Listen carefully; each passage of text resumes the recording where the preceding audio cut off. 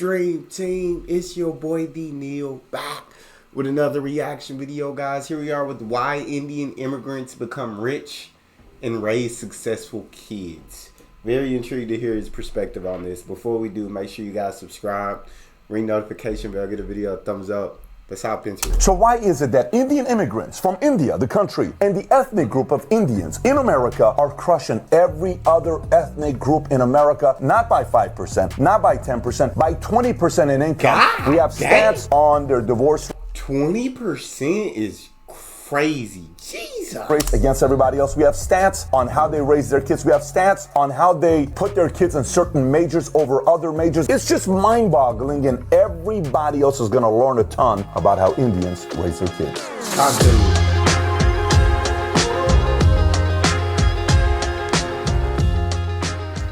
All right, so if you get value from this video, give it a thumbs up and subscribe to the channel. Let's get right into it. Income is one of the ways to measure who's more successful than others, okay? This is according to the U.S. Census Bureau, where Indian Americans rank amongst other ethnic groups. If you look at this chart here, this is 2018. Indians all the way at the top at $120,000 income. Taiwanese is number 2. Yeah. Jesus. 120K? They're ahead of them by nearly 25%, 24%. Chinese third, Japanese fourth, then it's Pakistani, Filipino, Indonesian, Korean, Cambodian, Hmong, and then Vietnamese. And look where white Americans are at, $65,000. I'm scared to where African Americans fall on. I'm scared to even think about where they fall. Jesus. Indians make $55,000 more per year than white Americans. By the way, white Americans, you're trying to go to 4 days a week work week. Try convincing an immigrant coming from India, Taiwan, China, Japan, Pakistan, Filipino, Indonesian, Korean, Cambodian, Persian, Hmong, Vietnamese. Try to convince them to only work 4 days a week. Not their kids who are born here maybe, and they've been Americanized. Try convincing an immigrant to only work 4 days a week. They will laugh at you. The whole purpose of coming to America is that they can work as much as they want. It's called free enterprise. But let's kind of take a deep dive with some of these other stats. Indian population living in poverty amongst percentage-wise with Americans. All Americans, roughly 13% of Americans live in poverty. All Asians, it's 10%. Look at Indians. Only 6% of all Indians in America live in poverty. Now, let's look at education. What percentage of them have bachelor's degrees? What percentage of them have master's or MBAs? And what degrees they have? Look at this here. In 2021, 80% of Indian immigrants over 25 years old or older reported having at least a bachelor's degree versus only a third of all foreign-born and U.S.-born adults. Again, 80% versus 33%. 80% is crazy. 80, God, my days. 80% is truly, truly wild. That statistic is crazy to think about. Hold up, India. Hold up. Time out. Hey, these Indians might be ready for a takeover, dog. They might be ready for a take. My 80% of 25 and older have a degree, 4-year degree. 49% of Indian immigrants adults have at least a graduate or professional degree in 2021 compared to 15% of foreign-born and 13% of U.S.-born. Nearly 4 times of U.S.-born is what they have. Now, what do they major in? Let's kind of go a little bit deeper into that one. Lots of people waste money on degrees that have no amount of high-paying jobs. Most people agree that you plan on going to college, you need to major in STEM to make it a good investment, but Indian Americans abide by this. It's like a religion. STEM, science, technology, engineering, and math. Look at the chart here on what they major in. At the top, engineering right behind that, math and computer science. That's 71%. Business management, 80. Oh, no, yeah. India, they take it over, dog. They take it over. They know where the money is. And they go where the money is. God, dang. See the blue, engineering 36%. Then it's math and computer science 35%. Then that 10% at the top, you see it? Business management. So they're intentional about what areas they're going to go major in. Now let's go even a little bit deeper than this on how they measure amongst other ethnic groups. This is according to the U.S. Census Bureau. If you look at the top right, you'll see all immigrants. It's a darker blue. You'll see Indian immigrants. It's a lighter blue. And then you'll see U.S. born. Okay. Furthest to the left is management, business, science, art occupations. Look who's in the middle. 79% of Indian immigrants versus 43% of U.S. born versus 37% of all immigrants. They major in management, business, and science. Look at service occupation. They're the lowest at 5%. U.S. is 15%, and all the other immigrants, 21%. They're like, no, you're not going to major in service when you go into this. Look at sales and office occupation, 10%, 15%, 21%. National resource constitution maintenance occupation, they're 1%. It's almost as if you do go and major in that, you're going to get a lot of pop-out from your parents there, but it's a 1%. 8% for U.S. born, 12% from all immigrants. Then production, transportation, and material moving, 6, 13. Yeah, so they management, business, science, and arts. That's where you can find them. My day. Yeah, I understand why y'all becoming rich, dog. Y'all going where the money is. Y'all following the money. It makes sense. And why y'all raise successful kids? Because y'all teach them to go where the money is.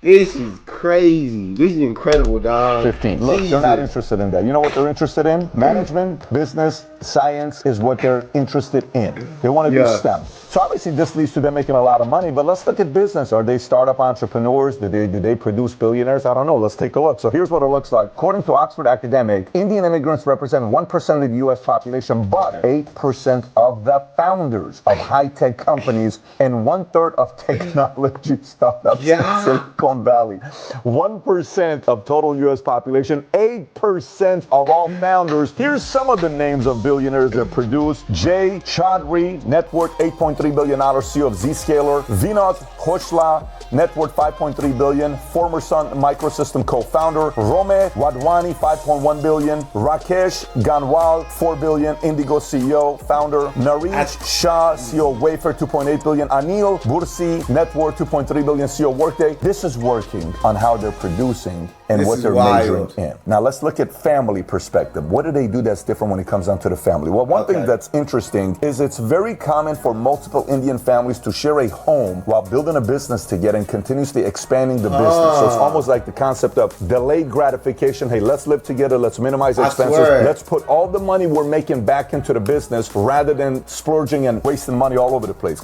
Very, very, very smart. Very, very, bro.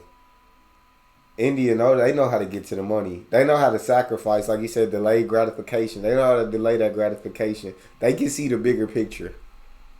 They're like, it's okay, let's keep putting the money in. Let's all live together. Let's make expenses as cheap as possible for everybody so we can put more money into the company. And when the company starts making money, then we all eat.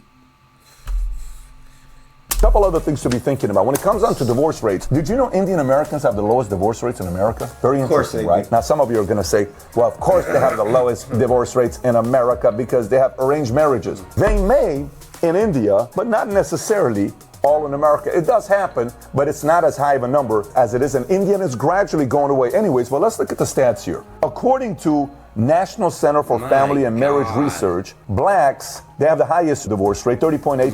Hispanics are 18.5%. Whites are 15.1%. Other is 12.4%. But for Indian families, you ready? There's some studies that say 1.3% and some that show 6%, but they're lower than anybody else when it comes down to this.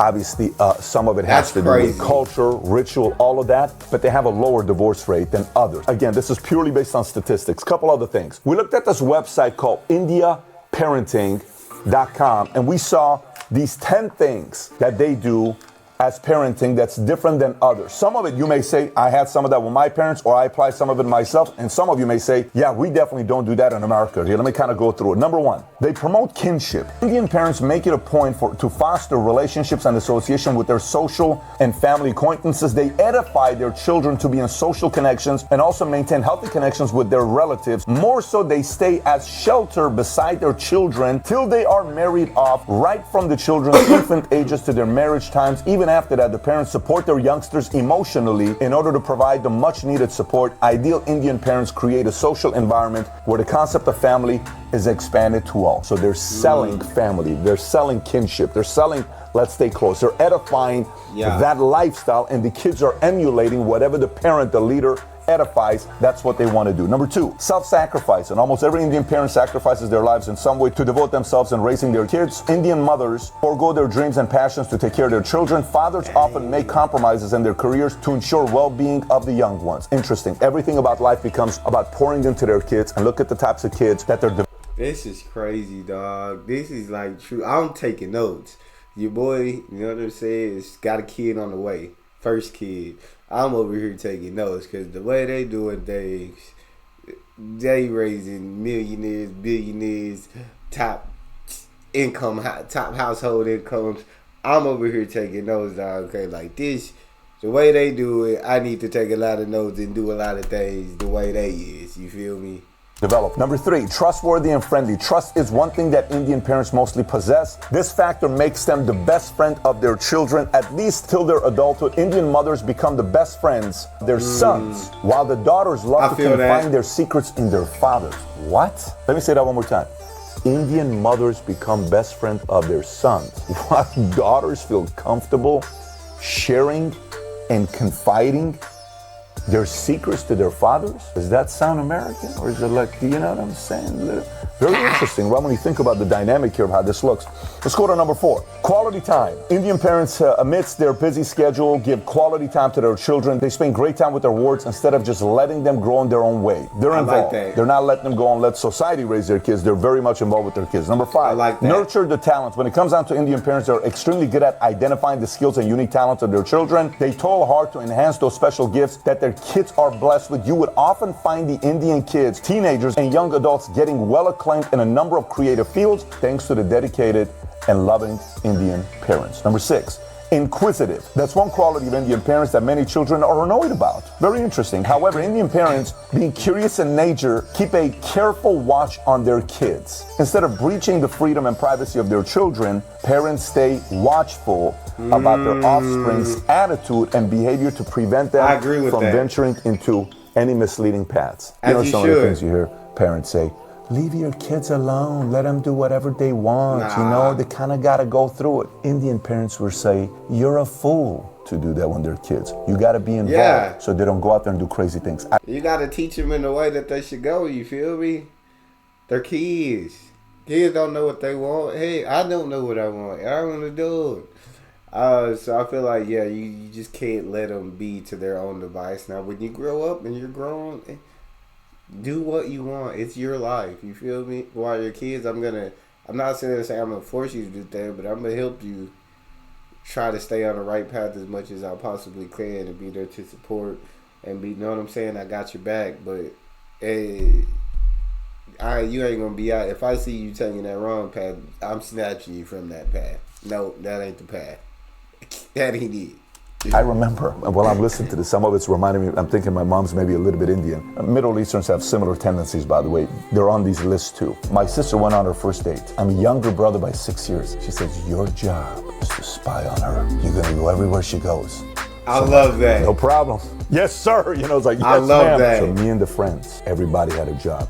I'm watching from the top. He's here. They kiss. And then boom, they drove. Follow him. I'm a 14, 15-year-old kid. We're trying to follow exactly where this guy's going, watching everything to come back and report. Look at that concept. This kid had to do this with his sister. Some tells me Indian parents maybe do a little bit of that as well. Sisters are watching the same. You were the knowing brother, were you? I was very protective. Power to all the protective brothers out there. We need more of them out there. I'm hoping Tico and Dylan will be the same as well. I'm sure they will be. Okay, culture. Indian parents instill the fundamental culture and religious values into their children right at their childhood. India is a country that has deep-rooted cultural values. Its traditions and legacies are well maintained. Indian parents make it a point to impart the same value to their children. Don't go away from your values and principles. Keep selling it to them. Number 8, religious tolerance. India is a land of diversity with multitude of ethnic races having dissimilar values and ethos. Indian parents infuse the ethics in their children that let them respect people hailing from different religions, castes, creeds, and races. Respect. So it's like, hey, you got to respect everybody that's out there. Love that. Teach respect, teach love, teach caring, Makes sense. Number 9. Ready? This one's going to be a little bit confusing for some of you. Judgmental. Indian parents are highly judgmental. That definitely helps them in keeping their children safe from negatives. This is also one of the best qualities of an Indian parent, to implant the same insightful abilities in their successors. And last but not least, number 10, multitasking. Most Indians are hardworking. They are diligent when it comes down to handling their parenting tasks. The moms and dads in India do great multitasking while managing their personal and professional life. They strike a fine balance between their times and dedicate adequate time to both their children and their jobs. All right, so look, you may agree with some of the things, you may not agree with some of the things, but the results is there. It shows you the numbers, what they've done, and there's a lot to be learned from what they're doing. Here's a few different takeaways. Number 1, if your kids are going to go to school, don't wing it. Speak to them about what things to be considered then. Get involved in what degrees. I watch how involved Tom is with his kids going and taking degrees. It's amazing seeing parents that are involved and saying, hey, look at this, look at that, let's research this together rather than do whatever you want to do. Number 2, superior work ethic. They don't compromise their work ethic. No one's going to make them not work hard, including the 4-hour work week,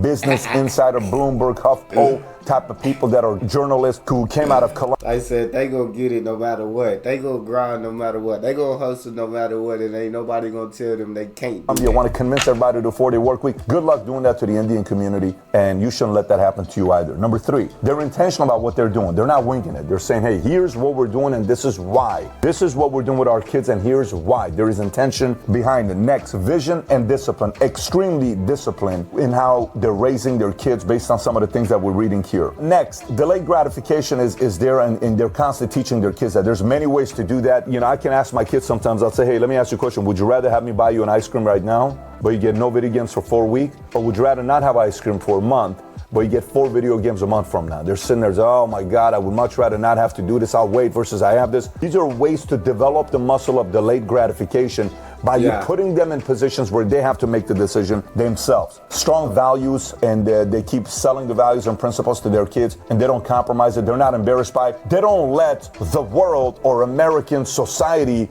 make them feel guilty about what they believe in and become softer and more gentle. No, this is what we stand for, kid. Here's who you are. Here's the family you're a part of. This is what we're going to be doing. Now let's figure out your talents and help you go out there and do big things within your life and make us proud, make the family proud, but more importantly, make you an incredible net positive to society. Hey, quick shout out to Indian parents out there.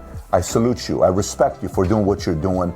You make the world a safer place by raising kids based on high standards and high values and principles. Thank you for your hard work and dedication. Anyways, if you got value from this video, give it a thumbs up, subscribe to the channel.